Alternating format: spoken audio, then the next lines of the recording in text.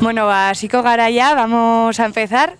Arratsaldeon eta ongi etorri guztioi. Zabaldira, elkartasun etxera. Zabaldi 26 urteko ibilbide duen gune internazionalista eta feminista bat da. Hemen, gure helburuak ezberdinak dira, alde batetik politika eta borroka, noski, baina, sozializatzeko eta jaia egiteko ere garrantzitsua ikusten dugu. Eta horrez gain, Zabaldi erreferentziagune bat da, eta hemen hainbat kolektibo elkartzen gara. HT Gelditu, Aritu, Aldezarreko talde feminista, Karabanas, Racismo, Sanferminak 78 gogoan, eta bar. Baina, horrez gain, auzoko eta Iruñeko jendearentzat ere irekita dago. Pues como decía, buenas tardes y bienvenidas y bienvenidos a Zabaldi, a la Casa de la Solidaridad. Zabaldi es un espacio internacionalista y feminista que cuenta ya con 26 años de trayectoria. Aquí hay distintos objetivos. Por un lado está la política y la lucha, pero también hay sitio aquí en Zabaldi para la socialización y la fiesta, digamos. Zabaldi además es un sitio de referencia a nivel político, tanto en el barrio como en Iruña, y aquí nos juntamos distintos colectivos, pero además de los colectivos que nos juntamos de forma continua, siempre está abierto para otra gente del barrio y de Iruña para que puedan juntarse aquí y organizarse. Y vamos ya con el tema de hoy y con Teresa. Teresa Aranguren es una periodista con una larga trayectoria internacional y especializada en Oriente Medio y el mundo árabe. Que este sea el tema en el que está especializada no es casualidad, y es que hay algo que, además de marcar un antes y un después en su vida, también marcó el inicio de su trayectoria como periodista. Y esto fue en el verano del 82, cuando estuvo en el Beirut cercado durante la invasión israelí del Líbano. Y pues como decía, esto marcó su trayectoria, y posteriormente ha sido autora de diversos libros, como Palestina al hilo de la memoria, que cuando decidió escribirlo fue justamente cuando estaba en Beirut. También Palestina, arte y resistencia en Nayi al-Ali, o Olivo roto, escenas de una ocupación. Hay que destacar también su presencia estas últimas semanas en los medios de comunicación, donde ha demostrado su compromiso por ofrecer una información veraz acerca del genocidio que se vive en Palestina, con la valentía y supongo que la pereza que esto supone muchas veces. Y hoy, pues de los platós de televisión, ha venido aquí a Zabaldi demostrando una vez más su compromiso con el movimiento social y con espacios como este. Así que muchas gracias, eskerrik asko, Teresa, y te cedo la palabra. Eskerrik asko a vosotros.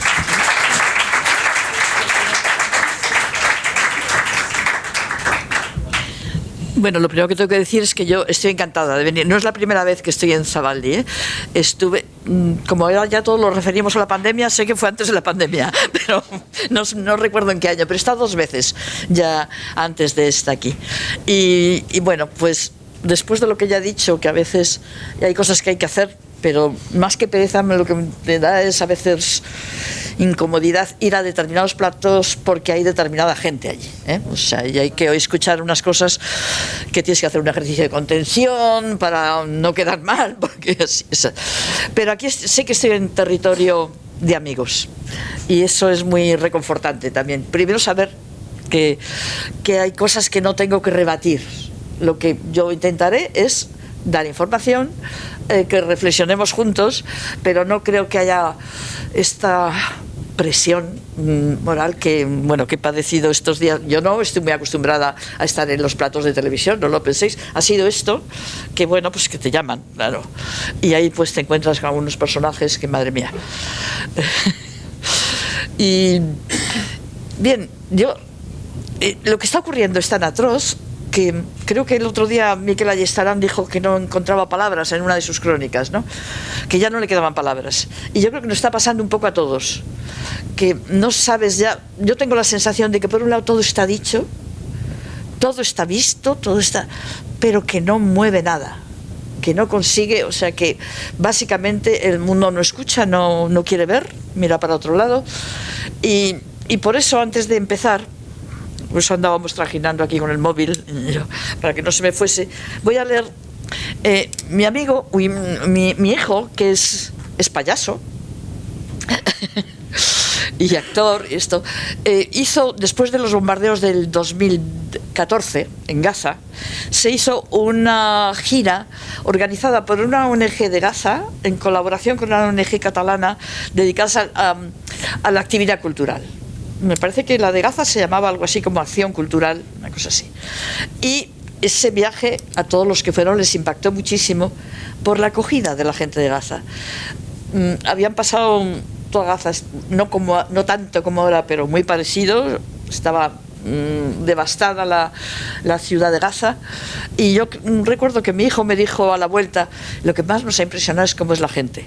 Y hubo algún momento en el que se les acercó un hombre y le dijo: es que no sabéis lo que significa esto, porque hace muchos meses que yo no veo reír a mis hijos, a mis niños. Yo me puedo imaginar lo que es ahora. Y este hombre que organizó desde Gaza, coordinó con la ONG catalana CREART, me parece que se llama, aquel viaje, está en Ciudad de Gaza, está bajo las bombas, y le escribe, se mandan WhatsApp. Mi hijo todas las mañanas intenta saber si sigue vivo, y él siempre que puede manda algún mensaje.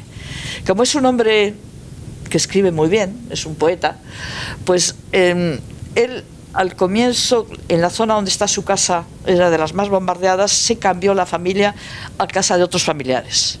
Entonces empezó mandando un texto en el que se refería a lo que para él significaba la casa y el sueño de cuando pudieran regresar.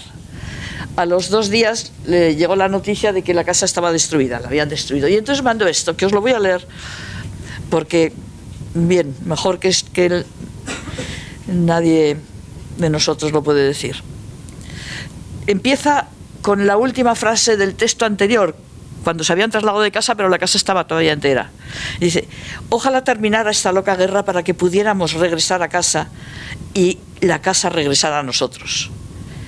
Ese es el final del último texto. Y después de saber que su casa había sido destruida, al día siguiente escribe esto: esta loca guerra terminará y nuestra casa no volverá a nosotros, y no volveremos a casa.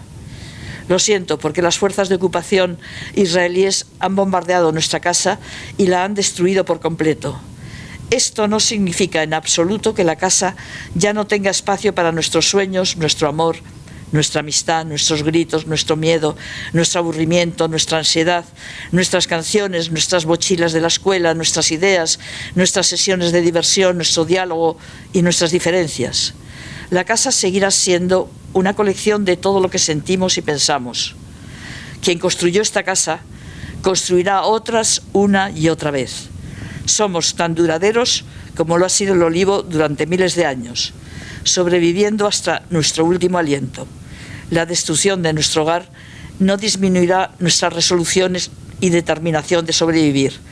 Amamos la vida tanto como podamos, y lo más hermoso es que todavía estamos a salvo y vivos. Después de todo lo que nos está pasando, nos quedaremos aquí hasta que el dolor desaparezca, viviremos aquí y la música será dulce. Muhammad Saha. Bien, esta es la gente que está bombardeando.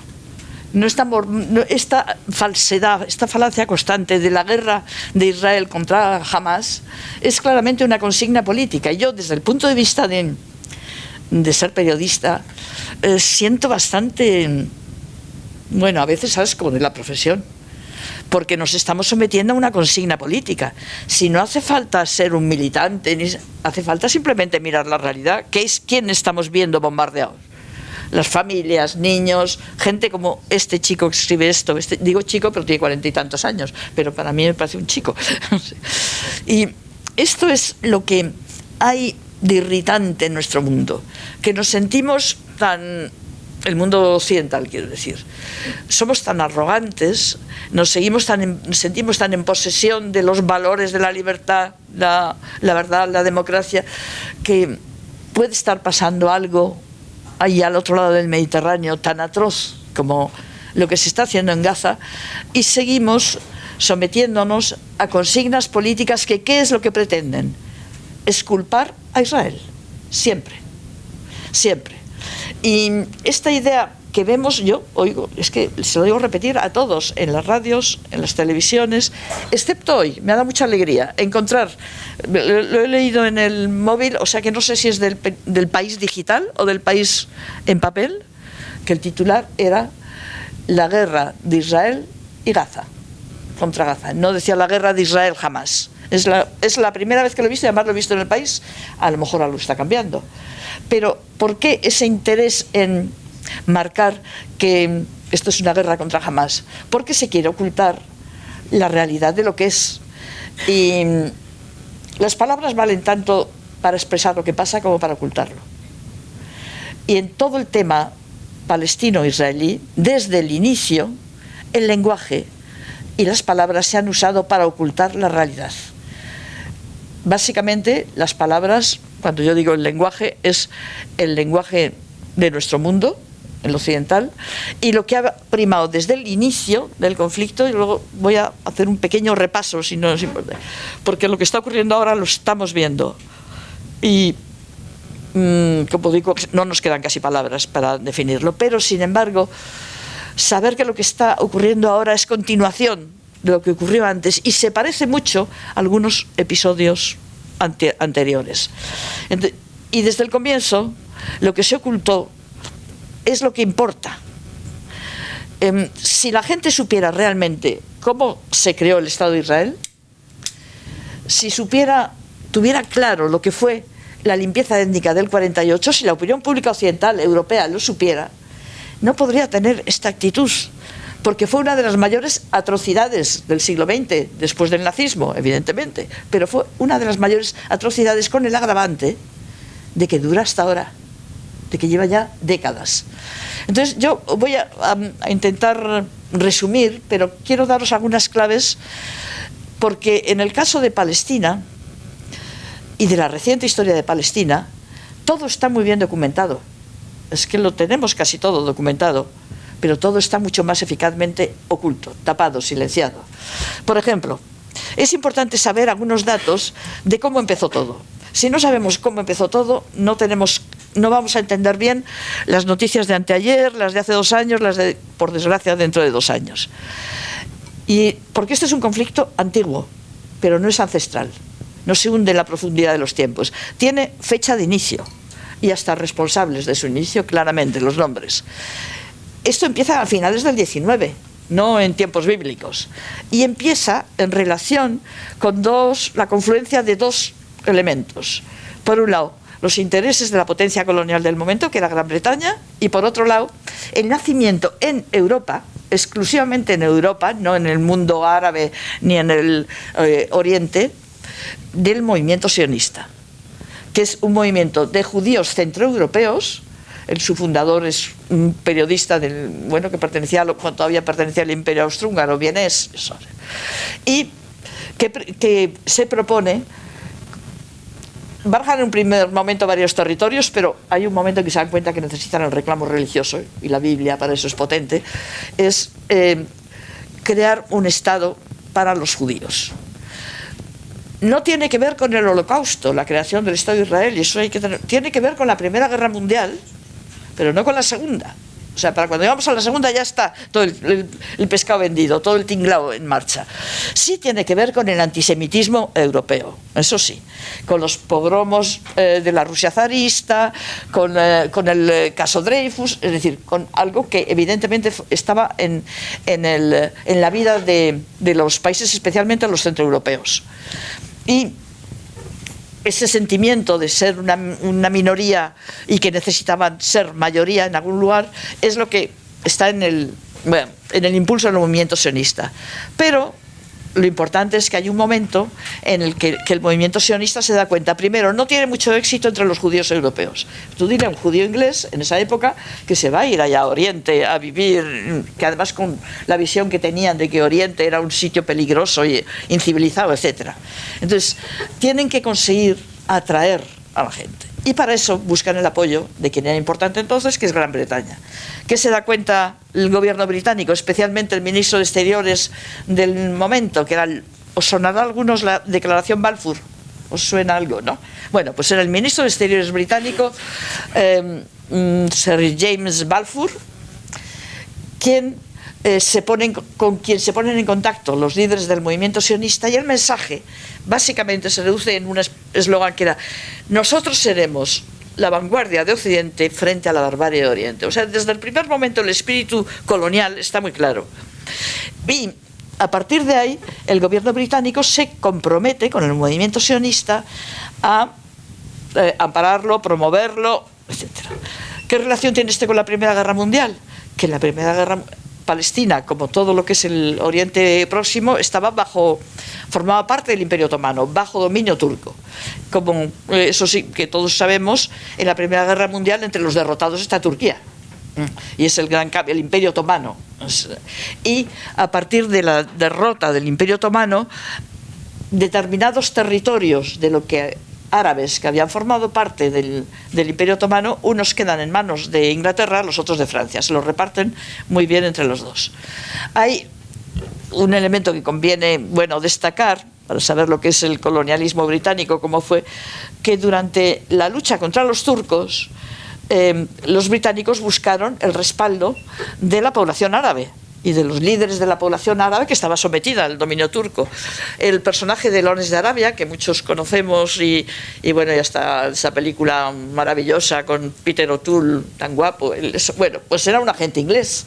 Era un agente inglés cuyo cometido era levantar a las tribus árabes contra los británicos. Aún así, él llegó a sentir bastante aprecio por la sociedad árabe y luego se sintió traicionado al traicionarles. Entonces ya tenemos el Imperio Británico con dos compromisos: el compromiso hacia los árabes de, una vez derrotado el Imperio Turco, tendréis la independencia, la gran nación árabe. Por eso siempre ha habido el sueño del panarabismo, estaba desde ese inicio. Todo lo que componían los territorios árabes del Imperio Otomano iba a ser la gran nación árabe. Nada de esto fue así, porque ya se encargaron Francia y Gran Bretaña de repartírselo. O sea, nada de gran nación árabe, esto para ti y esto para mí. Ahí empieza lo que llamamos conflicto palestino-israelí, o lo que algunos llaman así. Porque ¿qué es lo que comienza cuando Gran Bretaña se hace cargo de la administración del territorio de Palestina? La emigración masiva, sistemática y amparada por la potencia británica del movimiento sionista. Las primeras colonias sionistas son un poco anteriores, pero cuando esto se convierte en un movimiento masivo de colonización es bajo el amparo británico, y estamos hablando de comienzos de siglo. De comienzos del siglo XX, la administración británica se instala desde el año 17, el dominio primero como fuerza militar y luego también como administración, y a partir de ese momento, ¿qué es lo que pasa en Palestina?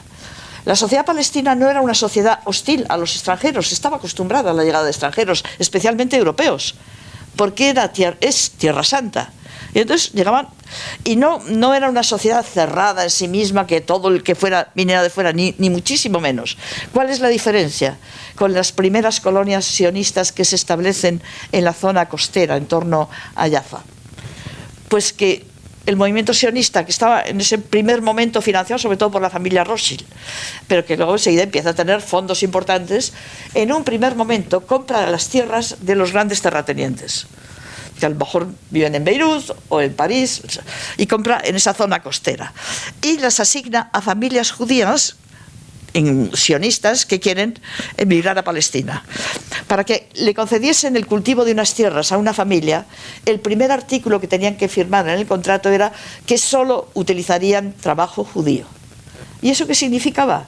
Que los campesinos árabes palestinos, que llevaban generaciones trabajando esas tierras en régimen de parcería, que aquí conocemos muy bien, o alquiler, como lo queramos llamar, fueron expulsados de esas nuevas colonias. Y ahí comienza el enfrentamiento entre la población autóctona y los que llegan, los nuevos colonos. Y estamos hablando de finales del 19, empiezan ya los conflictos y luego agravados en los comienzos del siglo XX y sobre todo a partir del año 17. Lo cual, ¿por qué me recalco las fechas? Porque es importante tener esto en mente para desmontar elementos muy eficaces de la propaganda israelí. Por ejemplo, que el Estado de Israel se creó para compensar el Holocausto. El mundo no conocía el nombre de Hitler todavía. No. El proyecto de la construcción de Israel es básicamente colonial, con, sí, un movimiento sionista que tiene este espíritu nacionalista de crear un Estado, pero es básicamente un proyecto colonial y no tiene que ver con el horror del nazismo. Eso se suma después. En ese primer momento, la situación empieza con los enfrentamientos de los campesinos desposeídos que intentan, por ejemplo, volver a recoger la cosecha. Las colonias están armadas, tienen la protección del ejército británico, así comienza todo. Y así llegamos cada vez a más, a una violencia desatada, y llegamos a unos años cruciales, que es el año 47-48. Resumo, uno puede seguir esa línea. ¿Qué ocurre en el año 47?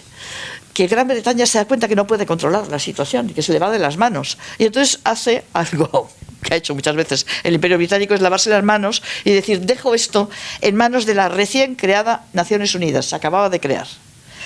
Y ahí es donde se llega a otro punto que quizá a algunos os suenen, la resolución de partición de Palestina. Se lleva el tema a Naciones Unidas en el 29 de noviembre de 1947, que es el día que la ONU dedica a Palestina. Bueno, es el Día Internacional de Palestina, ese día.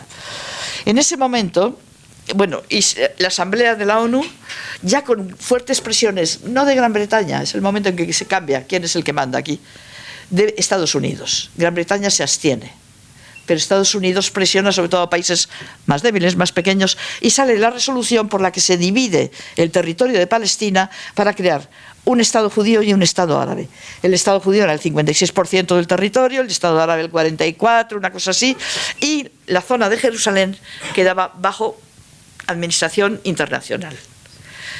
Un dato importantísimo, sobre todo de cara a las falsedades de la propaganda israelí. En ese momento, según los censos de la administración británica y los informes de la administración británica, la población judía en Palestina, después de ese periodo de inmigración masiva, estaba en torno, no llegaba todavía al 30% de la población. Y el dato más importante, a mi modo de ver, la propiedad de la tierra. Muchas veces yo he oído en algunos foros decir a conocidos sionistas o propagandistas israelíes que es falso, no hubo limpieza étnica. Les compramos las tierras. Y como he dicho al comienzo, es verdad, compraron las tierras. Pero ya a partir de los comienzos del fin de la Primera Guerra Mundial, en los años 20, no vendía tierra a ningún propietario palestino porque ya sabían lo que pasaba. Y en el informe de la Administración Británica de registro de la propiedad de la tierra del año 47, las comunidades judías tienen el 6% de la tierra.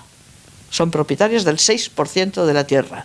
El 44% o 45% es de propiedad individual árabe, propietarios privados, el resto es propiedad árabe comunal. Y esto, digo que es un dato importantísimo, porque por mucho que la Asamblea hubiera dicho hay un territorio, el 56% del territorio de Palestina es para crear un Estado judío, si no tienes la mayoría demográfica, no tienes la propiedad de la tierra, ¿cómo haces que ese Estado sea judío? Si la mayoría de la población no lo es. Y esa es la clave de la limpieza étnica que empezó inmediatamente la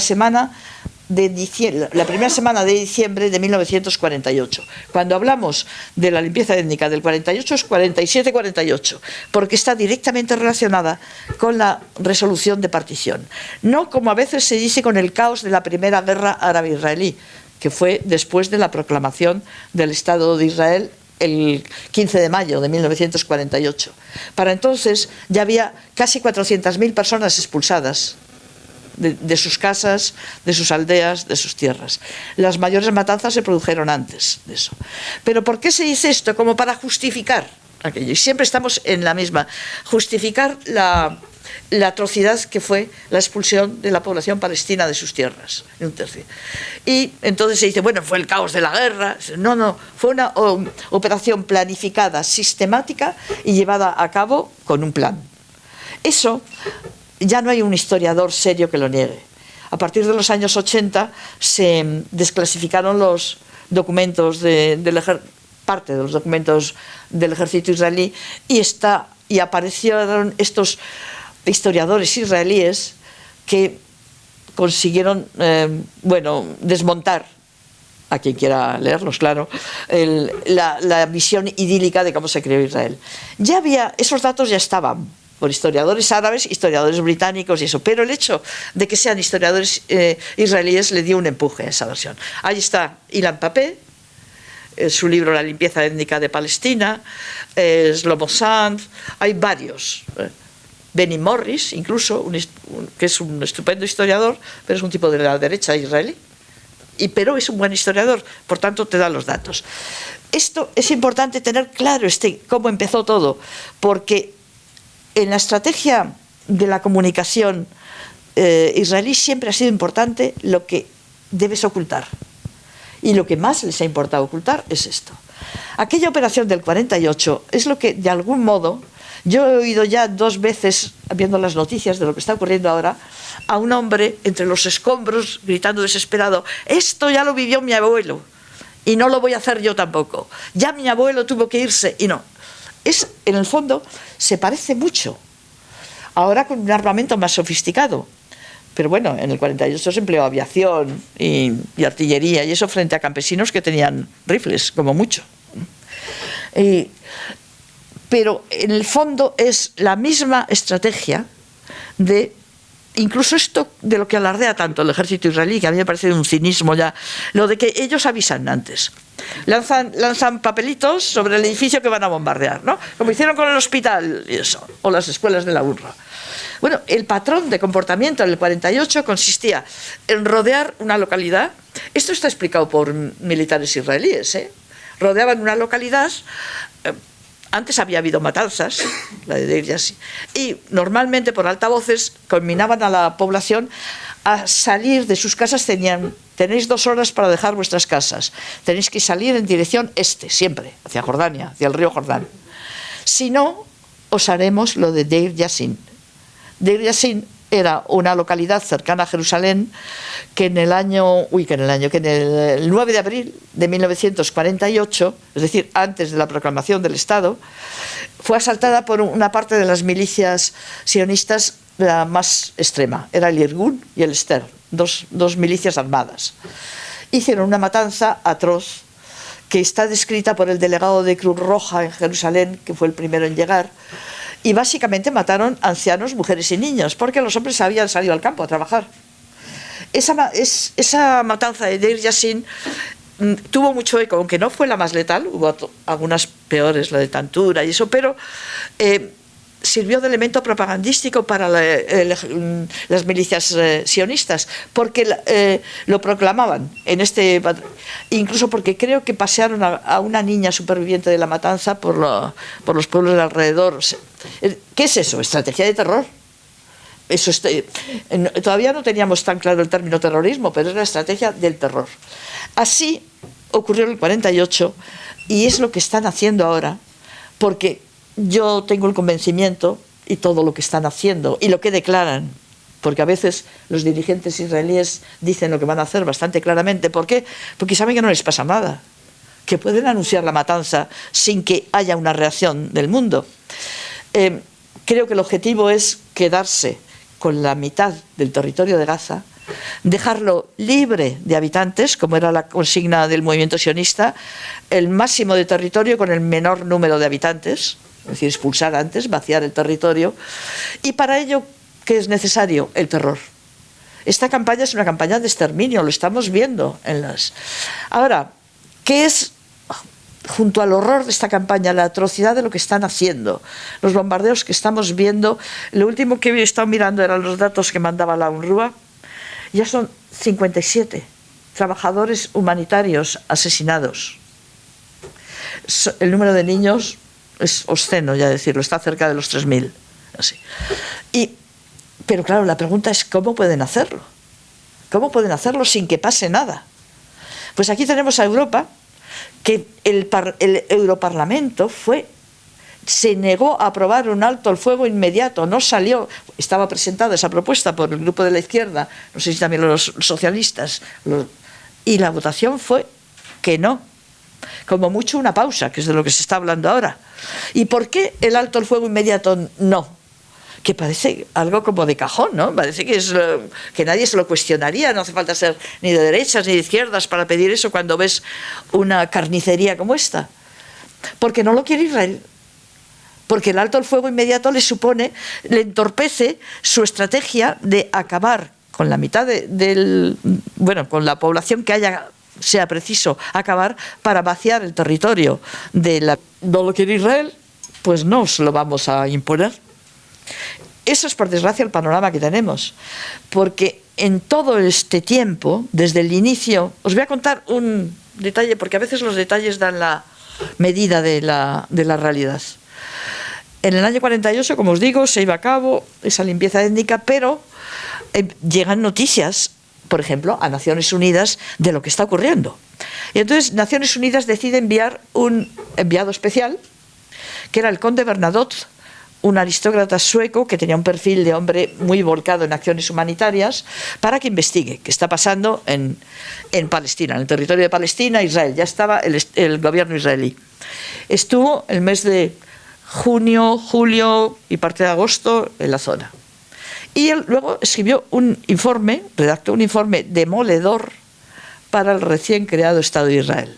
El que yo, si recuerdo algunos párrafos que son... tenemos evidencias de que se han producido actos de pillaje, destrucción de aldeas, matanzas, robo de bienes, sin objetivo militar alguno. Que eso es importante, esa frase. Está diciendo, no hay objetivo militar, el objetivo es el terror. El caso es que Bernadotte redacta ese informe, lo presenta en la Oficina de Naciones Unidas de Jerusalén el 17 de septiembre del 48, y al día siguiente le asesinan en una calle de Jerusalén. A él ya iba acompañado de un funcionario de Naciones Unidas, a los dos. Bernadotte era un personaje importantísimo. En Suecia tuvo que ser... pero no pasó nada. O sea, no sé quién podría poner pero era alguien importante en el mundillo de la diplomacia europea, y no pasó nada. Lo único que hay que resaltar es que ese informe fue la base para la resolución, la segunda resolución, la primera fue de partición y la segunda es esta, de Naciones Unidas, que fue en diciembre del 48, en la que se reconoce el derecho al retorno de todos los refugiados palestinos y a la indemnización por los bienes destruidos.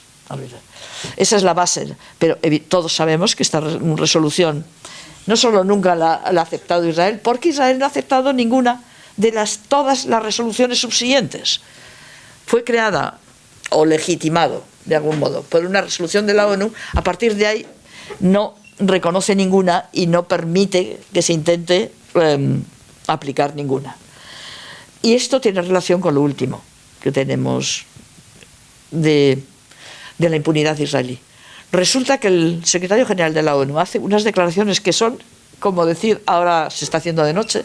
O sea, es una evidencia, que es lo que dijo. Esto no empezó el 7 de octubre, es del ataque de Hamas, hay por delante 70... No, porque él se refirió a partir del 67, 56 años de una asfixiante ocupación. Es como una obviedad. Y a partir de ahí empieza toda esta campaña israelí, bueno, pedir la dimisión de Guterres y salirse de Naciones Unidas. Claro, la pena es que se haya salido y no le han echado. Porque Naciones Unidas, aunque se puede considerar que en cierta medida es responsable de cómo se creó el Estado de Israel, sin embargo ha estado en el punto de mira de la estrategia israelí. Siempre ha sido un enemigo y siempre lo han visto así.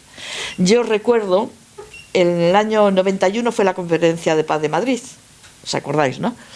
Y hubo una rueda de prensa del que entonces era ministro de Exteriores israelí, que se llamaba David Levy, en el Hotel Ritz de Madrid. Bueno, como yo entonces no estaba jubilada, pues allí estaba él. el gobierno israelí había vetado que Naciones Unidas fuera uno de los patrocinadores de la conferencia. La dejaba estar como observadora, o sea, como yo paso por ahí, pero nada más. Patrocinadores eran Estados Unidos, Rusia, Canadá, no me acuerdo, pero Naciones Unidas fuera. Y yo en esa rueda de prensa le pregunté a este ministro, ¿y cómo es posible que Naciones Unidas, que es la organización fundamental, no vaya a estar en la conferencia? Y me dijo, con un desprecio, bueno, Naciones Unidas, si está Naciones Unidas, se convertirá en una charada. Una charada, en el año 91. Eso es, Naciones Unidas siempre les ha estorbado. Y esto último, pues es, y otra vez la pregunta es, bueno, si se permite lanzar una campaña contra el secretario general de la ONU, si dice que se va de la ONU, pues bueno, pues que, ¿por qué no se le dice adiós y estás fuera de la ONU? ¿Por qué no hay reacción? La única reacción válida, que yo en eso me congratulo, ha sido en cierta medida la del gobierno español, hay que reconocerlo, que ha dado todo su apoyo al Guterres, se ha pronunciado sobre el tema. Pero ¿qué pasa con el resto de Europa? O sea, ¿qué está haciendo Alemania, Francia, Inglaterra? No digamos. Os dais cuenta que yo no menciono mucho a Estados Unidos, porque Estados Unidos yo nunca le he considerado válido. Es parte, y es la parte israelí. Pero Europa, de Europa, y además porque somos europeos, Europa sí podemos exigir, o sí deberíamos exigir, porque en este momento la permisividad europea hacia todo lo que hace Israel siempre ha sido una característica de lo que ocurre en este tema, la impunidad israelí, pero ahora mismo está reforzada muchísimo más. No creo que en los años 80 esta atrocidad no hubiera provocado una reacción diplomática para intentar frenarla clara. Y ya termino con esto, como tú has mencionado, porque te lo he mencionado, yo estuve en Beirut en el año 82, el Beirut cercado por los tanques israelíes, la invasión, aquella invasión fue atroz. Y hay aspectos que me recuerdan lo que está ocurriendo ahora. Por ejemplo, estaba Beirut cercado durante meses. La defensa era guerrilleros palestinos y libaneses, o sea, pero no tenían ningún ejército. Y era bombardear, bombardear, bombardear. Y desde el mes de... Esto empezó el 6 de junio, la invasión del Líbano empezó un 6 de junio, y en agosto ya empezaron, la cuestión era la entrada por tierra, se llamaba el asalto final. Todos los titulares eran, queda poco tiempo para el asalto final, días antes del asalto final, el asalto final. El asalto final, ¿qué significaba? Que el ejército israelí iba a tener bajas, lo mismo que ahora. Porque además las ciudades bombardeadas, yo lo recuerdo muy bien de Beirut y me imagino que Gaza está muy parecido, crean como castillos de bloques de cemento que crean fortalezas donde para un guerrillero es fácil ocultarse y donde puede hacer frente al tanque que entra, etc. Es decir, hay que asumir bajas propias para entrar por tierra. Y ese era el problema que tenían en Beirut. Y finalmente, como la comunidad internacional, o no la comunidad internacional, los países occidentales se dieron cuenta que aquello podía ser demasiado, estaba además también el mundo árabe indignado por lo que estaban, pues hubo un acuerdo entre Estados Unidos, era el presidente Reagan, Francia, Gran Bretaña, Italia, para sacar a todos los combatientes de la OLP de Beirut, que entonces fue cuando los llevaron a Túnez, pero para evitar el asalto final se llegó a ese acuerdo. Es verdad que los sacaron, aquella salida fue emocionante y de algún modo en cierta medida era un cierto triunfo diplomático de la OLP. Había conseguido evitar la catástrofe final porque los iban a eliminar a todos. Claro, el asalto final era eliminar físicamente a toda la estructura de la OLP.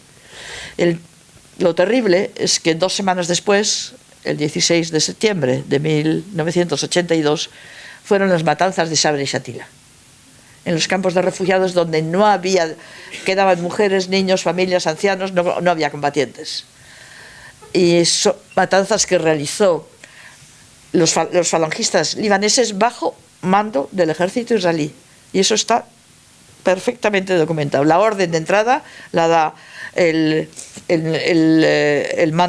alto mando del ejército israelí en Beirut, se la comunica a Ariel Sharon, que entonces era ministro de Defensa, mientras estaban realizando la matanza, que duró 2 días con sus noches, el ejército israelí tenía rodeados los campamentos y no dejó salir a nadie.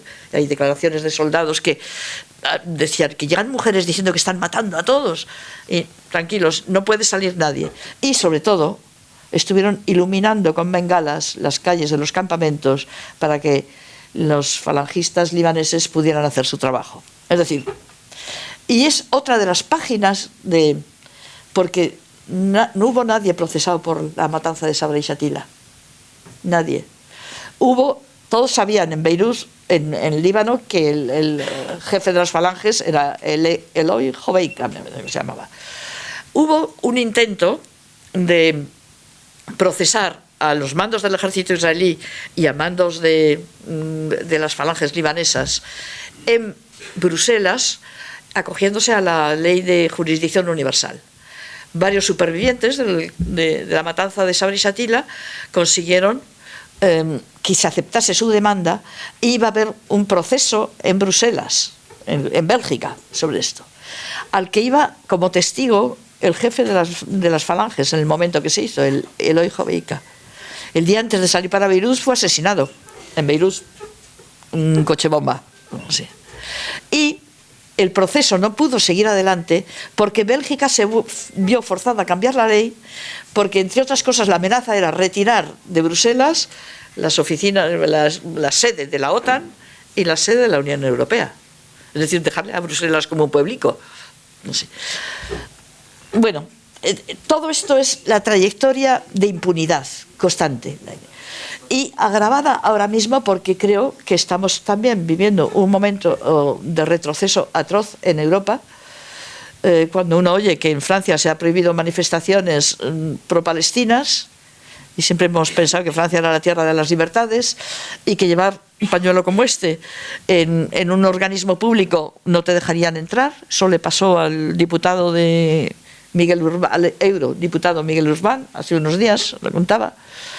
Y ese es el panorama en el que estamos. No sé por dónde va a salir, yo no soy incapaz, pero ojalá hubiera capacidad de plantear un alto el fuego y frenar la limpieza étnica que se avecina en Palestina.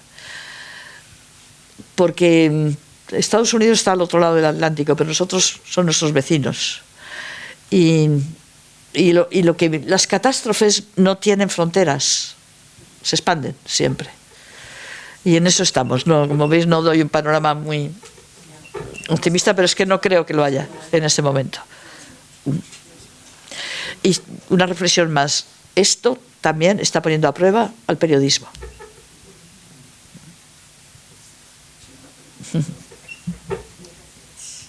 Ahora es vuestro turno.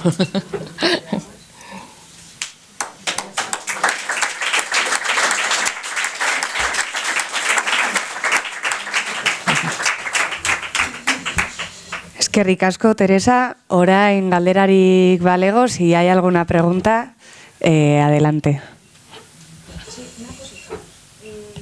Has comentado que esto venía ya a partir de 1917, ¿no? Sí. Que luego, bueno, pero a raíz, todo esto de las colonias que ya Sí, sí.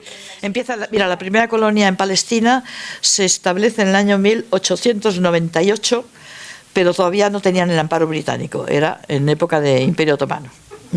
Pero luego, después del Holocausto y de la Sí. Segunda Guerra Mundial, fue como decir, bueno, pues mira, todos los judíos, fue como un premio, ¿no? Y entonces ya es cuando ya ahí... Ya Se justifica más. Se justifica y ahí no, es como ya se... Sí, sí, sí. Hay más judíos, más sionismo y más... Sí, expande todo eso. sí. Sí, y sobre todo se establece el tema de la impunidad está relacionado con eso, claro, con la mala conciencia europea con respecto, el nazismo fue un fenómeno estrictamente europeo, no teníamos aquí un poder colonial que distorsionase la situación, fue europea. Nació en Europa, los verdugos fueron europeos y la mayor parte de las víctimas europeas. Y eso ha creado una especie de pantalla por la que estamos asistiendo a algo tan atroz como lo que ocurrió entonces, pero con una tremenda incapacidad de enfrentarlo. ¿Por qué? Porque quien critica a Israel, quien se enfrenta a Israel, es acusado de antisemita enseguida. Y en Europa la acusación de antisemitismo pues es de lo más atroz, porque es como si te dicen eres un nazi, o sea, y eres responsable de toda la atrocidad del nazismo. Entonces es una estrategia de comunicación también esa, ¿eh? Y es una estrategia muy eficaz que sobre todo se puso en marcha a partir del 67. En los primeros años no era tanto. Es a partir de la guerra del 67. Eso está muy bien analizado por un judío estadounidense que tiene uno de estos nombres imposibles de origen alemán como Flickerman, no sé cuántas consonantes seguidas. Norman, bueno, y que tiene un librito muy pequeño que claro lo puede escribir un judío o con ese título, porque si lo escribe alguien no judío, porque el título es El negocio del Holocausto. Está traducido al español, lo digo por si lo podéis encontrar, y es muy didáctico. Y ahí es donde él explica, yo no lo sabía antes, pero leyendo ese libro me di cuenta de que esta estrategia se establece sobre todo a partir del 67 y se convierte en el eje de la estrategia de comunicación israelí. Que si os dais cuenta, bueno, yo el otro día en el debate en la sexta de la tarde, que estaba al lado de un tipo que es muy otanista, es muy conciliador de tono y muy así, pero yo me di cuenta hasta qué punto es como si fuese un agente israelí por las cosas que decía, ¿no? No digo que lo sea, pero el tono. Y hubo un momento que dijo, es que lo que hizo Hamás es la mayor matanza de judíos desde el Holocausto. Ya salió lo que... Claro, y yo, no, como estábamos en pantalla, no entré al trapo. Pero pensé, no los han matado los de Hamás por judíos, los han matado por ser israelíes. Es una matanza de israelíes, no de judíos. Pero claro, interesa ligar esto. Es otra vez el riesgo en peligro de extinción, como judíos en peligro... ¿Quién está en peligro de extinción allí? En peligro de aniquilación. El pueblo palestino, desde hace muchas décadas. Pero esto también refleja que somos muy manipulables los seres humanos y a veces es más importante, es más eficaz la propaganda, cuando es una propaganda poderosa, bien estudiada eso, que los hechos. La realidad desaparece frente a determinados mitos, consignas. Lo que os decía, todos los medios, casi todos los medios, están diciendo la guerra de Israel y Hamás. Y al mismo tiempo estamos viendo imágenes atroces de bombardeos en barrios, niños, familias y eso. ¿Por qué esa imagen es menos fuerte que la consigna de la guerra Israel-Hamás? ¿Cómo podremos diferenciar en un futuro si trae consecuencias esta escalada del antiguo conflicto que tiene Palestina con Israel, en el sentido de que haya un terrorismo internacional? Sí. ¿Cómo vamos a saber si lo agitan los propios estados para aminorar a las minorías, o sea, para debilitar la posible defensa sobre el pueblo palestino, o que verdaderamente en el mundo musulmán, en las partes más extremas que tengan, cojan un compromiso de atentar de cualquier manera contra cualquier judío, contra cualquier occidental, contra cualquiera, por supuesto. Sí. ¿Y cómo sabremos diferenciar si realmente están siendo facciones o están manipulados por... o están manipulados por los propios, el Mossad o cualquier servicio secreto, ¿no?, para poner a la opinión pública en contra, porque esa campaña la están haciendo los medios y la van a seguir haciendo, ¿no?, en favor de los poderosos? Pues yo diría que por desgracia no creo que podamos distinguir, porque ambas posibilidades están ahí. O sea, el odio que esto está sembrando en todo el mundo de ámbito islámico, ya no solo árabe, sino islámico, o sea, hasta Pakistán, porque claro, esto desde la perspectiva de estos países que han sufrido el colonialismo, es decir, que hay un resentimiento ya hacia Occidente con cierta base, pero que al mismo tiempo también hay una fascinación, o sea que generalmente, por lo que yo conozco, por ejemplo, de la sociedad palestina y la sociedad libanesa, eso, también una gran fascinación por Occidente y unos deseos de parecerse, en el sentido de modernidad, laicidad, etc. Pero claro, esto alimenta lo otro, alimenta el rencor, y yo creo que puede haber atentados terroristas en países occidentales y que tengan como motivación básicamente la rabia, el decir ahora os enteréis vosotros. Ese es un poco el mecanismo, que también puede pasar lo otro. Es decir, como está ese caldo de cultivo, y eso para unos servicios secretos es muy fácil de utilizar. O sea, conseguir al fanático o al desesperado, eso, que ponga la bomba, porque a ti te interesa, pues también puede pasar. Pero no veo cómo vamos a poder, porque hay muchas cosas, del mismo modo que no sabemos exactamente cómo fue la trama del asesinato de Kennedy, tampoco sabemos la trama del asesinato de Isaac Rabin. Ya, no se puede prever, a ver. El mundo de los servicios secretos es eso. Pero miedo tienen los franceses. Hombre, claro. Sí. Que dijo, vamos a tener en Francia una guerra civil a cuchillo, barrio por Claro. Porque tienen miedo esas declaraciones, Claro. ¿no? Igual no va a pasar eso. Ya, pero el riesgo hay, fíjate, en Francia, que han tenido ese estallido del Banlieue, que es por razones económico-sociales, o sea, quemar coches y eso, de gente joven, muy desesperada, muy no integrada, o que se siente maltratada por el sistema. Bueno, pues ahora mismo esto tiene otra dimensión. Sí, y luego encima, con la actitud del señor Macron, porque claro, la capacidad que tiene el señor Macron de estar al margen de lo que opina la calle, porque en Francia hay una importante comunidad musulmana de origen árabe musulmán, no sé. Hay también una importantísima comunidad judía y sobre todo hay un lobby pro-israelí fuertísimo. Pero en fin, está toda esa... Y estaban prohibidas las manifestaciones y aún así salió una manifestación enorme porque no pudieron contenerla, ¿no? Pero una manifestación autorizada que tiene narices, que sí. Yo quería, no por lo que, no sé si había por lo que has dicho del periodismo, es que a mí, por ejemplo, ahora escuchando las noticias, pues, me llama muchísimo la atención cuando los periodistas hablan y los debates y todas estas cosas, gente que igual en otros aspectos te ha parecido que hablaban sí. Y ahora todo el mundo, como dices tú, las mismas consignas, pero eso es porque al final ellos lo interiorizan y se las creen las consignas, porque es que eso es lo que yo o sea, yo digo, esta gente que en otros aspectos igual te parecía que opinaban como tú, y ahora alucinas porque es que es todo el mundo lo mismo. Hay honrosas excepciones, que hay honrosas excepciones. Recomiendo a Fran Sevilla en Televisión Española, hay gente que sí, el mismo Miquel ahí estarán, eso sí. Pero no, tienes razón, la pregunta tiene mucho sentido. ¿Se lo creen? ¿Se lo llegan a creer? Yo creo hay un aspecto que no...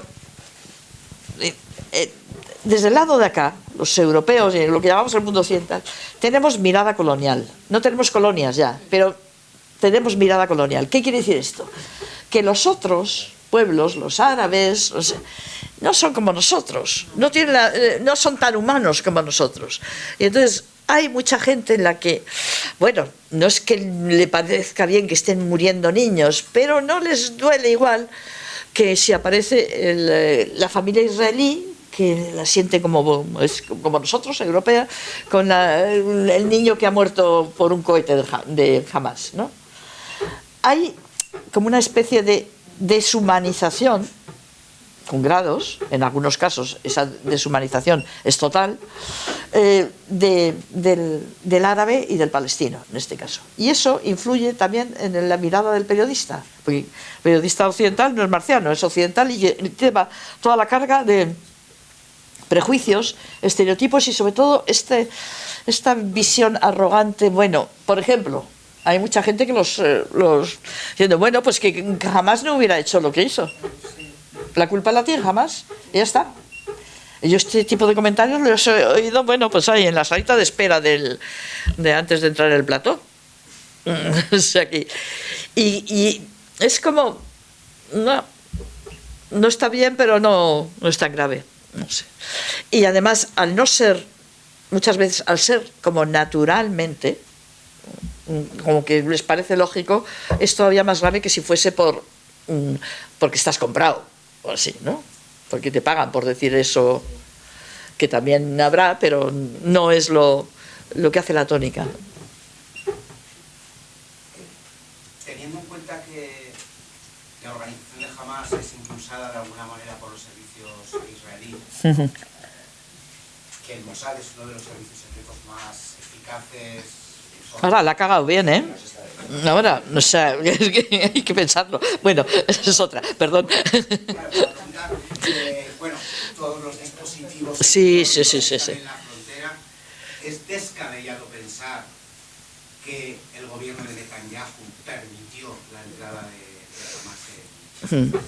Sí, es una pregunta que se está haciendo mucho. Mira, con respecto a Hamas, Hamas no es que lo crease Israel, no, Hamas sale, pero lo permite.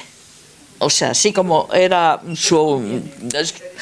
no le pone dificultades en el comienzo, que Hamas desde mediados de los años 80. No sé, es un movimiento relativamente joven comparado con la resistencia palestina, Fatah, la OLP, etc. Entonces, es verdad que al gobierno israelí le interesó hacer que eso surgiese porque era un modo de debilitar a la OLP, al Fatah y sobre todo al movimiento nacional palestino, que al ser laico, modernizador, haber muchos cristianos en él, en Occidente se veía mejor. Ahora, si eres un movimiento islamista, ya... Entonces, está eso. Con respecto a esto, es verdad, mira, yo conozco la zona por donde se supone que, bueno, donde pasaron la valla. O sea, claro, la valla no es simplemente la valla, es que hay todo un terreno que previamente se ha demolido todos los edificios que haya, o todos los, por ejemplo, si había huertos, eso, totalmente plano, expedito, para que desde las torretas de vigilancia tú controles todo lo que pasa, no sé si son 60 metros o 100 metros de profundidad. Entonces, a nadie de Gaza se le ocurre pasear por ahí porque sabe que le disparan. O sea, tienes que estar un poco loco para... Y el modo tan fácil en el que han entrado, pues la verdad es que es para decir, pero bueno, este no era el servicio secreto, el ejército más poderoso. La razón que están dando es que Netanyahu había llevado casi todas las tropas al norte, hacia Cisjordania, etcétera. Aún así, sigue siendo una operación que... Porque, claro, ya no es simplemente el hecho de la operación, sino esto ha tenido que tener una preparación.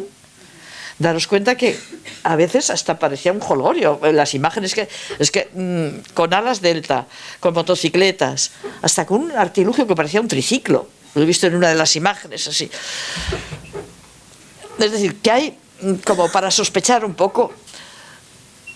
Pero a mí así aún me parece un disparate. Lo que sí puede ocurrir es que a lo mejor pensasen que jamás estaba preparando algo, que iban a entrar y eso les daba la ocasión de hacer una respuesta fuerte que a Netanyahu le sirviese para desviar la atención de sus problemas internos y que a lo mejor contasen con una operación que como mucho podía hacer 10 muertos al otro lado y que por lo que sea... Ahora, en este tipo de cosas pues nunca vamos a saber exactamente cómo es, pero hay, bueno, lo puedes sospechar. Hay con respecto a Hamas algo, porque a veces lo que he dicho antes, los dirigentes israelíes dicen lo que van a hacer, y hay unas declaraciones públicas de Netanyahu de no hace mucho en las que dice, más o menos es así la frase, nuestra estrategia para acabar con la resistencia palestina si queremos acabar con la resistencia palestina, tenemos que reforzar a Hamas. Eso está dicho en público entre los suyos. Y últimamente pues se ha recordado eso. Hace 2 años, una cosa así. O sea que, claro que hay elementos como para sospechar hasta qué punto pudieron dejar hacer. Más de 1000 personas estén organizadas. Claro, porque claro, daros cuenta que esto no se puede ensayar. Bueno, pero ahí no puedes decir, hago una prueba a ver cuánto tardo en llegar a la valla y no sé qué. O sea, que requiere una... Que, por cierto, he escuchado ese tipo de argumento en algún, no me acuerdo, algún miembro importante del gobierno israelí, no sé si el ministro de Defensa, diciendo que estamos bombardeando a la población de Gaza porque son cómplices. O sea, es un modo de reconocer, porque ¿cómo no iban a saber que se estaba preparando eso? Lo están usando... Sí. De allí.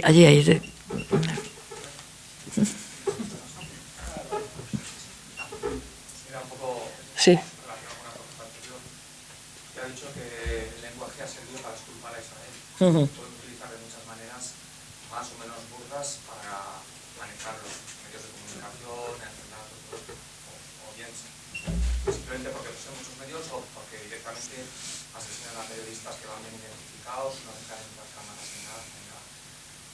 Yo quería saber, usted que ha sido consejero de Radio Televisión Española, si en esos años recibían versiones de qué tipos y cómo funcionaba eso. Porque Yolanda Álvarez también tuvo que ser apartada de... Sí, en el 2014, sí. Sí, la presión directa, mira, por ejemplo, antes os he mencionado, Fran Sevilla está contando estupendamente en Televisión Española lo que está pasando. Entonces, lo que hay es una tendencia general de la opinión pública en Occidente, por la que Israel tiene razón. Entonces, y los otros son muy salvajes y claro, pobre Israel que tiene que defender. Eso está ahí en el ambiente. También está en la mente de muchos periodistas. Y eso les hace, bueno, percibir la realidad desde una perspectiva que básicamente es la perspectiva israelí. Ahora, las presiones directas. Yo te puedo decir, por ejemplo, que yo no las he tenido nunca. Y sé que he ido a contracorriente, porque cuando, pues no sé, la invasión de Irak, estaba Aznar en el gobierno. Y, no sé. Entonces, yo creo que a veces es más un estado así como no concreto de opinión, por la que luego también hay la gente que sabe que puede hacer carrera mejor en ese lado. O sea que eso, que de algún modo el estar señalado como el otro, pues no te va a facilitar subir puestos y esas cosas. En el caso, por ejemplo, que has dicho, cuando estuve, claro, yo estuve en el Consejo de Administración de Radio Televisión Española en la época del 2007 al 2011, que es cuando ganó el PP. Y fue un momento especial, y yo creo que tuve la suerte de estar en ese momento, porque fue un momento en el que desde el gobierno, era el gobierno de Zapatero, y sobre todo desde el Zapatero, no todos sus ministros, él sí se tomó en serio lo de la independencia profesional y lo de que un medio público tenía que ser público, no gubernamental, y no sé qué. Y eso permitió que en esos años, que quizás recordaréis, los informativos de Televisión Española tenían un prestigio enorme, ganaron un montón de premios y tenían una audiencia que superaba a todos los demás. Y eran unos años en los que se creó una especie de orgullo profesional de esto hay que mantenerlo. Con lo cual eso facilitaba el que a ver a quién se le va a ocurrir decirle a un periodista que está sobre el terreno, oye, que necesito que me digas esto, ¿no? Pues, luego eso es verdad, claro. Llegó el PP con Rajoy y inmediatamente lo cambió todo. La primera decisión que tomaron fue destituir al jefe de informativos. No al director de televisión, es que hasta no respetaron las formas, sino jefe de informativos, es el que le importaba. Y a partir de ahí, bueno, pues empezaron cambios y bueno, pues te entran pequeños lacayos, sí. No sé si te he respondido, pero sí. No, lo que pasa es que llama la atención cuando usted decide el papel de Fran Sevilla, pero Fran Sevilla está retransmitiendo desde Israel. No, es que, bueno, sí, es que eso que has dicho es muy importante, claro. Es que no dejan pasar. Las imágenes de... Sí, y afortunadamente tenemos ahora los móviles, claro. Esa ha sido siempre una estrategia israelí de lo más eficaz. Ahora no hay prensa extranjera. Han matado 27 periodistas, todos palestinos o árabes. El otro día venían las imágenes del corresponsal de Al Jazeera, que a toda su familia habían muerto en el bombardeo. Entonces, claro, esa es una estrategia pero claro, ya no pueden controlarlo del mismo modo, porque a través de los móviles nos llegan las imágenes. Pero eso ha sido siempre, por ejemplo, el declarar zona militar cerrada, un territorio. En el año 2002 hubo una operación atroz en Cisjordania, se llamó Cinturón Defensivo, que fue cuando el ejército israelí volvió a ocupar las ciudades de Cisjordania, Ramallah, Nablus, Jenin, etc. Cuando se produjo la matanza de Jenin, que estuvo cercada por el ejército, y entonces el mundo móvil todavía no era para llamar por teléfono, pero no tenía esta capacidad de eso. Y durante varias semanas las poblaciones estaban totalmente aisladas, no podía entrar ni Cruz Roja, ni Cuerpo Diplomático, ni Naciones Unidas, ni periodistas, como ahora, lo de Gaza. Y la única comunicación llegaba cuando hablabas por teléfono con alguien de dentro. Y en Jenin pues empezó a llegar noticias de que estaban aplastando todo, que estaban los heridos en las calles, y la población no la dejaban salir de sus casas, estaba bajo un toque de queda absoluto, que el que se movía lo disparaban, etc.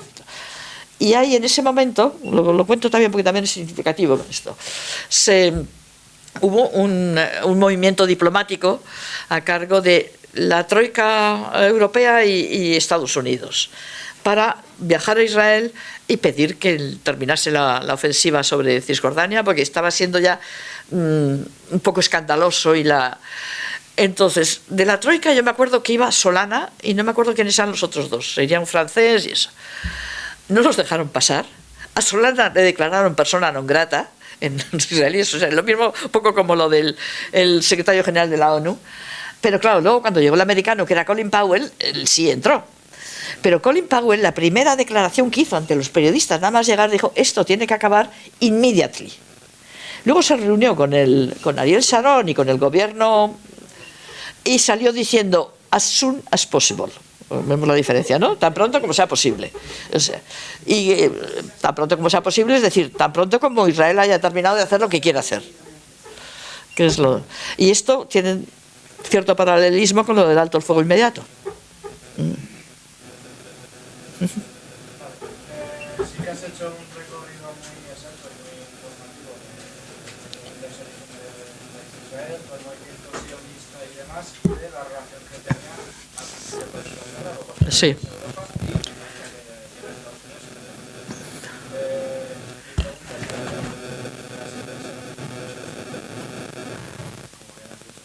Pero al venir de antemano, ¿qué intereses crees que tiene? Ya sean políticos y económicos de esto, tanto Inglaterra en sus inicios como la Unión Europea como Estados Unidos? A sus inicios era muy claro, era la política imperial, o sea, los intereses coloniales. Tener un pie puesto ahí en el centro del Oriente Próximo era importante para Gran Bretaña, y así lo decían. Porque, ¿qué pensaban? Es un bastión europeo, porque son europeos, que además depende de nosotros, de Gran Bretaña. Esa, digamos, la visión estratégica. No porque hubiera recursos naturales, pero claro, los había al ladito, en lo que ahora es Irak y todo eso. Eso yo creo que fue la visión del interés de Gran Bretaña para dar el amparo al movimiento sionista. Después, creo que aquí no todo es de tipo económico. Hay cuestiones culturales importantes y una de ellas es lo que hemos mencionado antes, la mala conciencia europea con respecto al nazismo, con respecto a lo que ocurrió en Europa, el exterminio de los judíos europeos o el intento de exterminio. Entonces, eso crea un fenómeno psicosocial en el que ser alguien percibido como alguien que no quiere a Israel es negativo. En Estados Unidos, muchas veces se habla del lobby sionista o del lobby pro-israelí. No es un lobby básicamente económico. Estoy convencida de que hay lobbies económicos mucho más poderosos, el de la industria armamentística, el del petróleo. O sea, es un lobby de opinión pública. Entonces, ¿dónde es poderoso el lobby pro-israelí? En los medios, en la CNN, en el New York Times. ¿Y por qué un candidato a la presidencia tiene que andarse con mucho cuidado en no molestar a este lobby? Porque me lo hunden. O sea, lo hunden. Hay una campaña de un candidato a la presidencia que se perciba como no afín a Israel, como no. La campaña en todos los medios de comunicación va a ser atroz. Entonces, generalmente, por ejemplo, en el caso de Obama en el segundo mandato es cuando se atrevió por primera vez a tomar una decisión que, si hubiera tenido que presentarse después, no lo hubiera tomado, que es una resolución del Consejo de Seguridad en la que se reiteraba, porque no era la primera vez, que todos los asentamientos judíos en Cisjordania, todos son ilegales. Y él siempre había sido vetada esa resolución, varias veces había presentado y siempre Estados Unidos la vetaba. En este caso, no es que votase a favor, pero se abstuvo y la resolución salió. Entonces, hasta ese tipo de detalles, un presidente de Estados Unidos, si quiere tener a los medios de comunicación a su favor, no puede enfrentarse con Israel. Ese es un poco el tema. No digo que esto sea inamovible, ¿eh? También está habiendo, bueno, pues hasta hay comunidades judías en Estados Unidos, los que el otro día entraron en el Congreso para protestar y decir, no en mi nombre, que paren los bombardeos sobre Gaza. Y eso es importantísimo. Pero todavía, claro, creo que en Estados Unidos hay más judíos que en Israel. La población, por lo menos hace unos años era así. Entonces, claro, el peso de la opinión pública, de esa opinión pública, que está muy centrada en Nueva York y sobre todo tiene mucho poder en los medios de comunicación, hace intereses de otro tipo, estratégicos, bien. Yo creo que ahora mismo a los intereses de Estados Unidos no le favorece. O sea, tener todo el mundo árabe, todo el mundo islámico enfurecido pues no es algo bueno para ningún imperio. Pero la invasión de Irak, ¿qué han sacado Estados Unidos de eso? Pues nada, no sacó ni el petróleo ni nada, no era bueno. ¿Quién ha sacado rendimiento? Israel, en torno a George W. Bush, el George hijo, que inteligente es muy poquito, o sea, sí. Pero sí tenía todo un equipo, que no es necesariamente judíos, ni Donald Rumsfeld, ni Cheney, el vicepresidente, ni muchos de los son judíos, pero sí son sionistas. Y sobre todo sí tienen una visión claramente de colonial. ¿Y qué es lo que le interesaba a Israel? Aplastar a un país con posibilidades, porque Irak era un país con una dictadura, pero con un gran ejército, con una industria y bueno, con el petróleo, y con una posibilidad de modernización, que era un país que tenía, ahora es un país destruido. Entonces ya no significa ninguna amenaza. Ahora están todos centrados en Irán, pero Irán es un pedazo de país, Te quiero decir que Irán es más, el ejército iraní, el número de habitantes, entrar de frente con Irán no es tan fácil como con Irak, que con todo fue destruible. Pero no sé, ahora hay mucho experto que a mí me fastidia un poco, que todo dice, los de Hamás han actuado así por órdenes de Irán. Que no. Primero, es que no es necesario, es un modo de desviar el foco de donde está el foco, que es la ocupación, la brutalidad de la ocupación y todo eso. Lo que ha dicho Guterres, lo ha dicho mucho mejor. Pero yo noto esta tendencia a decir, bueno, esto le interesa a Irán y ahora también a Rusia. Ahora resulta que también Rusia es muy amiga de Hamás. Entonces, y hay un modo de desviar, como siempre, la atención de la realidad de lo que ocurre allí, que es una realidad atroz y que lleva ocurriendo 75 años. Y que el futuro Estado palestino, ahora está saliendo otra vez la solución de los dos estados, lo ha dicho Pedro Sánchez, y yo me alegro de que salga, no lo estoy criticando esto. Ahora, el problema es que ha pasado durante todas estas décadas que han estado construyendo, ampliando colonias, es decir, robando el territorio del futuro Estado de Palestina sin que... Y cada colonia no es simplemente un grupo de casitas que ponen en una colina, que a veces hay una propaganda israelí que dice, intentan otra vez remitirse al antisemitismo. ¿Es que acaso los judíos no tenemos derecho a construir en Cisjordania? Bien.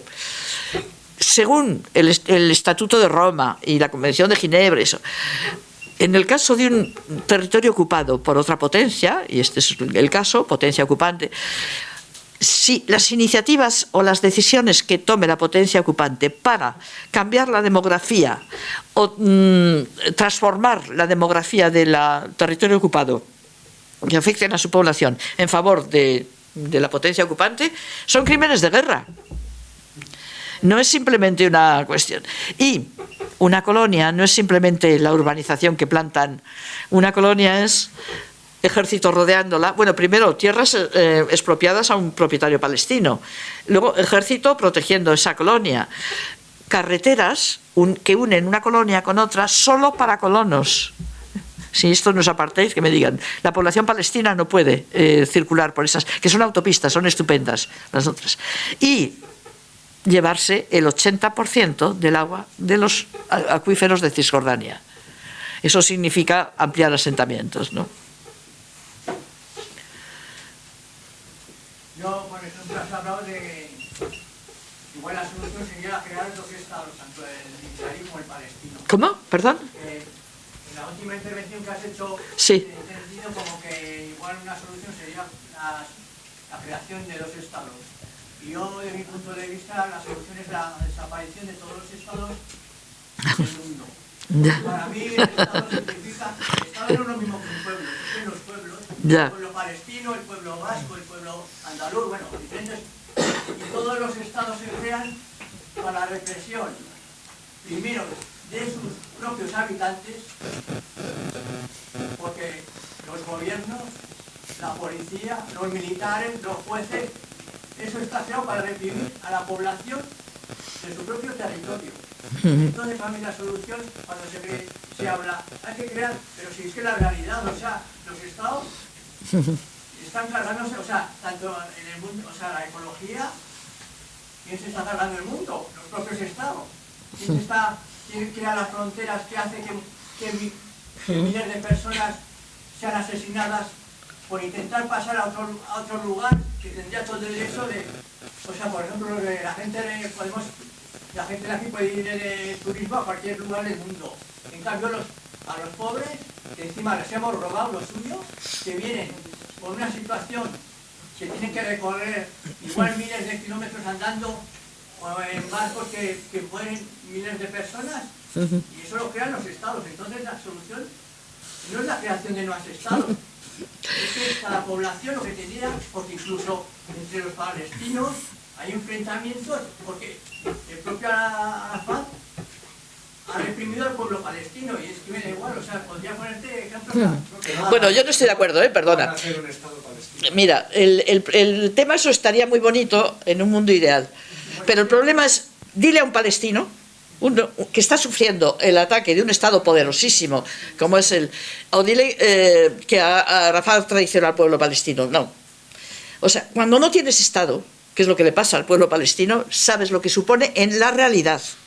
Si viviéramos en un escenario donde no hubiera estados y eso, pero cuando tú eres una población indefensa ante la ocupación de un Estado poderoso con un ejército, quieres tener un Estado que te defienda, porque el Estado no es solo eso, ¿eh? Yo también, bueno, no tengo la misma ideología que tú, pero el Estado también está para que haya sanidad pública, carreteras para todos, servicios públicos. No, eso lo hace una estructura, perdona, una estructura, creo yo. Si sistemáticamente han roto todos los tratados que se han ido firmando, Oslo, Camden, todos, sí. Todos, ¿por qué vamos a creer que van a hacer un Estado palestino? No me lo creo. No. Yo no me lo creo. Que no van a tener jamás los palestinos un Estado. No, es que porque eso... Además, ¿de dónde, o sea, qué les van a dar como Estado? ¿Qué? ¿3 bantustanes de lo que queda de Cisjordania? ¿Un trocico de Gaza? Si toma Gaza es como Elizondo, pues entonces ¿qué? O sea, no, es que como Elizondo, como el Bazán. El planteamiento, claro, el planteamiento no es ese. Israel nunca va a dar nada, si no se le fuerza. Es que aquí el apelativo no es a Israel, es a lo que llamamos la comunidad internacional, que suele ser un eufemismo para decir Unión Europea, Estados Unidos. Entonces, aquí la responsabilidad, por eso, claro, suena un poco, está muy bien decirlo, porque remitirse a la legalidad internacional, que es al menos una referencia moral para la población palestina, porque si no los dejamos sin nada. No tienen fuerza, no tienen ejército que los defienda, no tienen nada. Pero por eso les molesta tanto la ONU a los israelíes. Entonces, recordar que hay una solución aprobada por Naciones Unidas, por la Unión Europea, con el compromiso de defender esa solución, y que ha sido eliminada por Israel durante todos estos años, es recordar la responsabilidad de los países que iban a garantizar eso. Entonces, no sé hasta qué punto. Claro, todo esto estamos hablando en la teoría. Esto debería llevar a una presión sobre Israel. Presión fuerte, clara, para ¿qué? El fin de la ocupación, retirada de su ejército de Cisjordania y Gaza, y el fin de la ocupación es la retirada de las colonias también. Entonces, claro, eso parece imposible ahora mismo. Yo también lo veo. Tendría que cambiar quizá el equilibrio de poder en el mundo. Ahora, hay algo, por decir algo positivo, que yo a veces me doy cuenta que todo el panorama es que a veces no nos damos cuenta, porque como los occidentales, especialmente los europeos, siempre nos hemos sentido el centro del mundo y pintamos muy poco. Si ves el mundo en su... Y afortunadamente, pues no todo está en este eje Estados Unidos, Unión Europea. Que otro aspecto es cada vez el seguidismo de Estados Unidos, en vez de ir a menos, ha ido a más en todo esto. Y existen comunidad internacional es Brasil, es China, es la India, es Rusia también, la tenemos ahí como un marginal. Y eso, bueno, que no sea total la hegemonía de Estados Unidos, pues da un margen de esperanza. Por ahí tendrá que venir algo, pero no sé si hay. Es esperar durante. También venía una noticia de que en Nueva Delhi también habían prohibido una manifestación. Sí, también. Palestina. Ah, sí, Nueva Delhi, fíjate tú. Sí, Nueva Delhi. Pues no, o sea que bueno, el panorama ahora mismo no le ve salida. Por eso, por lo menos, si hubiera la posibilidad de que se hubiera plantado, Europa se podía haber plantado firmemente para exigir un alto el fuego, pero es que no, ni eso tenemos. O sea, parar la carnicería, que dejen de matar al amigo de mi hijo y a su familia. No sé. Yo quería decir un poco, Perdona. O sea, has comentado un poco acerca del gobierno español, que se ha salido un poco del discurso hegemónico, ¿no? De la Unión Europea, pero, o sea... con prudencia, sí. Pedro Sánchez ha dicho que Israel, respetando el derecho internacional sobre la población civil, tiene total derecho de autodefenderse, que se sacan de ahí dos lecturas, o sea, autodefenderse como si empezaría el 7 de octubre el conflicto, y también como que la guerra sería Hamas Israel. Entonces creo que no se sale de la visión islamista y que refuerza al Estado de Israel. Entonces un poco creo que nuestra actitud tendría que ser más de señalar y exigir, criticar más que de... Sí. Mira, como en todo hay grados, es verdad, o sea, soy consciente. Por lo menos en el marco europeo, en el que si pensamos cómo está Francia, el primer ministro británico, que encima es de origen indio y ha sido peor que Biden.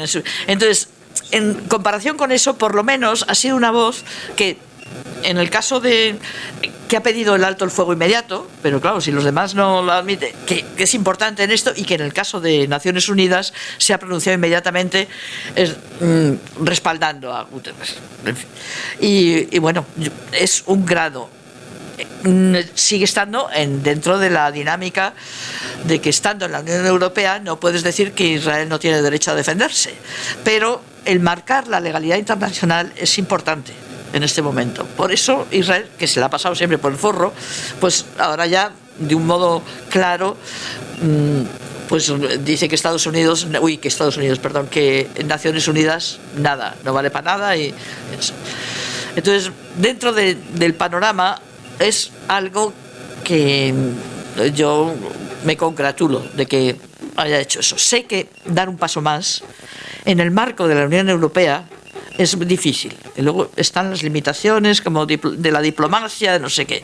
Es demasiado difícil. Ahora, sobre todo, que no olvidemos cómo está Europa, que tenemos la ultraderecha en Francia a punto de llegar al poder, la tenemos en Italia, tenemos los países nórdicos que siempre han sido un poco lo que querríamos ser, ¿no? Como Suecia. Yo quiero ser sueca. Bueno, pues no sé, ahora... porque también está subiendo, y, o sea que tenemos un momento europeo muy atroz o muy negativo, o con perspectivas de futuro muy negras, y por eso, bueno, aunque no sea lo que nos gustaría del todo, yo creo que es importante también ser realistas. Bueno, por lo menos esto hay que apoyarlo. O aplaudírselo un poquito, no entusiásticamente, pero bueno, decir que esto está bien. Que es mejor que lo que están haciendo los otros. Veo que alguien me dice que no.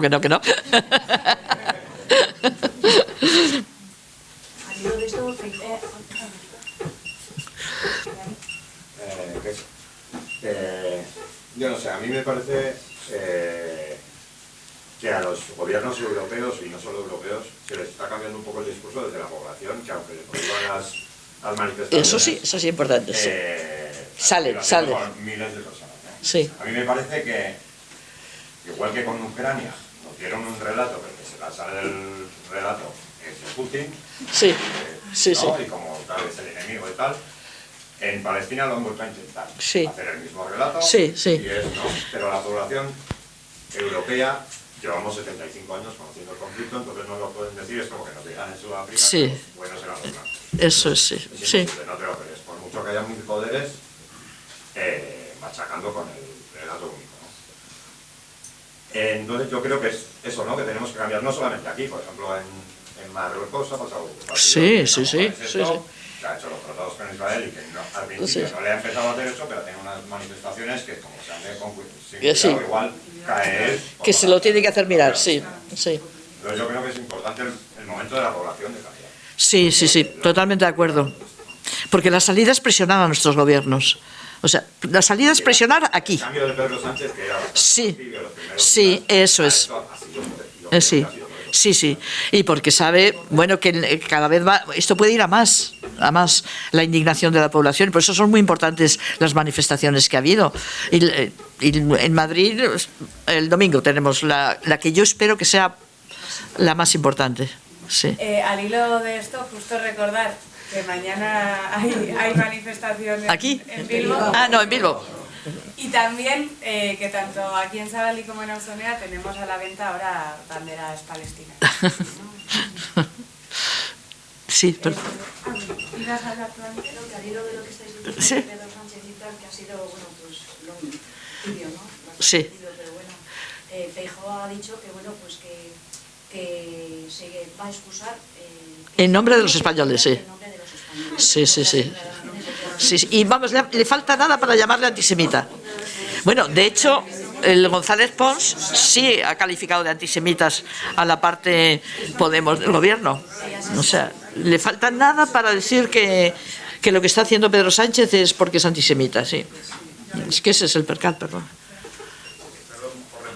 No. Un poco relacionado con lo que ha dicho él, ya que nuestros gobiernos no presionan, pero sí que son un poco sensibles. Claro. Si hay mucha demanda, mucha contestación, ¿qué vínculo cree que tiene el BDS como una herramienta útil para luchar contra eso? Porque también, como un Estado aparte que era Sudáfrica, al principio tampoco era apoyado por los gobiernos. No, sí. No quería, sí. Y luego al final se vieron forzados a ese boicot económico, social, político, cultural. Sí. No, a mí me parece básico. El BDS me parece la forma de, desde aquí, apoyar a la población palestina. Porque es no solo apoyar a la población palestina, sino denunciar a Israel. Ahora, ojalá dejarse de ser una iniciativa solo ciudadana y empezarse a ver instituciones que se sumasen, pero bueno, eso requiere esfuerzo, tiempo, y a lo mejor esta atrocidad de ahora despierta algunas conciencias, ¿no? O sea que... ¿Y organizaciones como ACNUR qué sentido tienen si están amparadas por la ONU, a que volviéndole la espalda a la ONU continuamente al pueblo palestino, ACNUR esté haciendo alguna función que no niego que hará de asistencia, pero que también son muy tibios? Bueno, más que ACNUR, quien se encarga del pueblo palestino es la UNRWA, Agencia de Naciones Unidas para los Refugiados Palestinos. Bueno, yo creo que la labor de la UNRWA en los territorios ocupados, y no solo hay, sino entre los refugiados del Líbano y de Siria, es básica, porque para resistir tienes que vivir, y sin la ayuda de la UNRWA sería muy difícil, por ejemplo, la población de Gaza, que lleva 17 años de bloqueo, aguantar eso. Y por eso la UNRWA siempre está en el punto de mira de Israel, especialmente. Ahora, cuando en los 40 primeros camiones que dejaron entrar, no dejaron entrar a la UNRWA. Ahora no sé lo que va a pasar con esto de que se salen de Naciones Unidas. Cuando estaba Trump en el gobierno estadounidense, de presidente, eliminó los fondos de financiación para la UNRWA y estuvo a punto de conseguir eliminar el estatus de refugiado, porque lo que planteaba era que solo se considerasen refugiados a los que fueron expulsados, es decir, los que o sea, están a punto de morirse o se han muerto ya, ¿no? Entonces, la UNRWA, podemos pensar, ahora, es verdad que la UNRWA no puede hacer declaraciones políticas, porque entonces la expulsan. Es una organización humanitaria de Naciones Unidas que se establece después de la expulsión de la población, etc. Pero la UNRWA es un testigo muy incómodo. Siempre que ha habido bombardeos en Gaza, ha sido la UNRWA quien ha dicho, han bombardeado hospital tal, las escuelas donde teníamos 300.000 desplazados. Siempre es la UNRWA la que es una voz, y que además, como se supone, es una voz de Naciones Unidas, no es de parte, les hace mucha pupa. Y la tienen. Y bueno, ¿y por qué llevan bombardeando las escuelas de la UNRWA? Es que no es la primera vez. En todas las ofensivas siempre han bombardeado. Entonces, yo creo que tenemos que tener también una perspectiva que tenga en cuenta el equilibrio de poderes, o desequilibrio, como lo queramos llamar, y la realidad. Y la realidad es que si no existiese la UNRWA, la situación y la capacidad de resistencia de la población palestina sería mucho peor. Ya no te digo los campos de refugiados del Líbano, por ejemplo. Pero vamos, en el caso de Gaza es básico. Pero la UNRWA siempre está en peligro, ¿eh? Ha estado siempre muchas veces al borde de no poder abrir las escuelas cuando empieza el curso escolar. Lo que son las escuelas de la UNRWA para los refugiados palestinos es media vida. O sea, yo casi todos los amigos palestinos que están aquí, en Madrid, y que han sido de campo de refugiados y han estudiado las escuelas de la UNRWA. Y de ahí han podido salir a hacer la carrera de medicina, lo que sea. Entonces, es un elemento sustancial para el mantenimiento, porque la capacidad de Israel de aplastar toda posibilidad de vida y de desarrollo es total. Hay una pregunta más por ahí al fondo, pero bueno, igual luego iremos terminando y hay algo más me decís. Yo solo quisiera saber a ver si además de Hamas hay alguna otra organización. Sí. Organización armada, quieres decir, sí. Armadas y políticas, porque es que parece que solo existe. Ah, no, claro.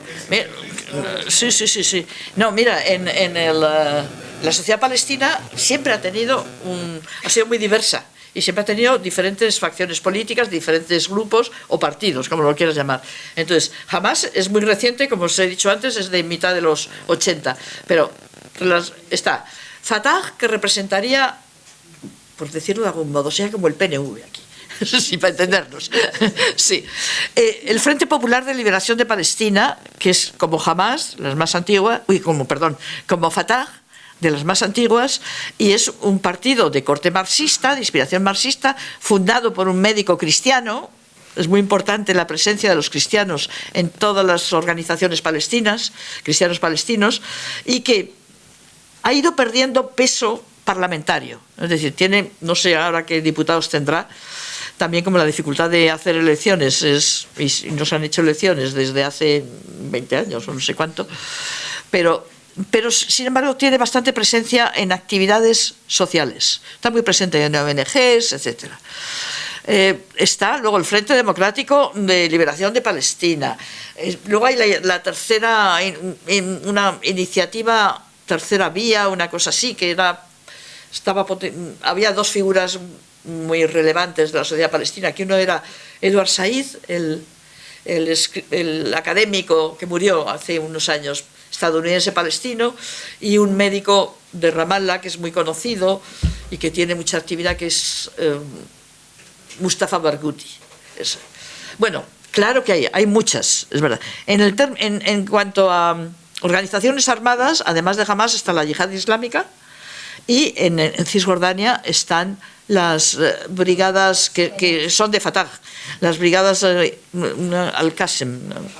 Sí, el nombre de un dirigente palestino que en la época del mandato británico se enfrentó a los ingleses y le mataron. Izzedin Al-Qassem. Entonces sí que hay fracciones armadas. Pero bueno, la capacidad que tienen es lo que... Bueno, galdera gehiagorik ez badago, o si os he cortado, lo vamos a dejar aquí. Una vez más, eskerrik asko, Teresa, y a todas las que os habéis acercado.